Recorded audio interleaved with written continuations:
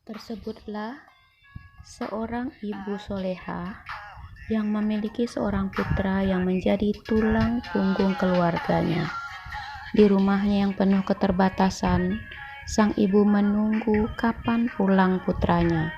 Dia pergi melakukan perjalanan yang sangat jauh, hingga sang ibu putus asa. Sementara sisa makanan di rumah hanya bisa untuk beberapa hari saja. Suatu hari, sang ibu sedang bersiap untuk menyantap makan siangnya. Ketika beliau mengambil suapan pertama dan siap untuk menyuap, tiba-tiba di depan pintu ada pengemis yang meminta makanan. Beliau pun tidak jadi melanjutkan suapannya.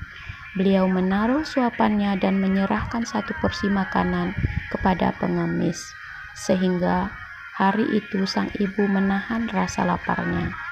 Ternyata selang beberapa hari, pulanglah putranya dalam perjalanan yang jauh. Dia bercerita kepada ibunya tentang kejadian yang luar biasa.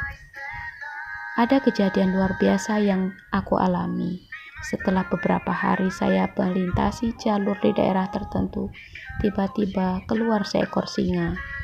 Sehingga aku pun memegang erat punggung keledai yang aku naiki. Namun singa itu menyerang keledai dan kuku singa itu telah mengoyak jaket dan baju jubahku. Ketika cakarnya menghantam badanku, aku tercengang dan hampir hilang ingatan.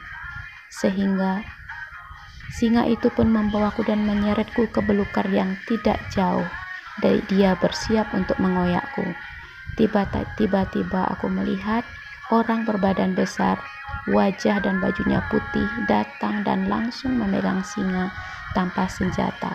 Dia naik dan pergi menghilang.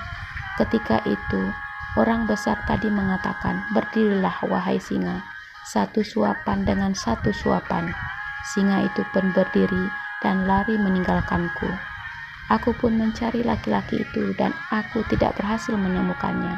Aku duduk menenangkan diri di tempat itu dan kembali mengambil bekal makananku. Aku pun memperhatikan badanku yang ternyata tidak ada satupun yang terluka. Kulanjutkan perjalananku hingga aku bisa menyusul rombongan. Mereka sangat terheran melihat kejadian yang kualami. Namun, aku kebingungan apa makna satu suapan dengan satu suapan.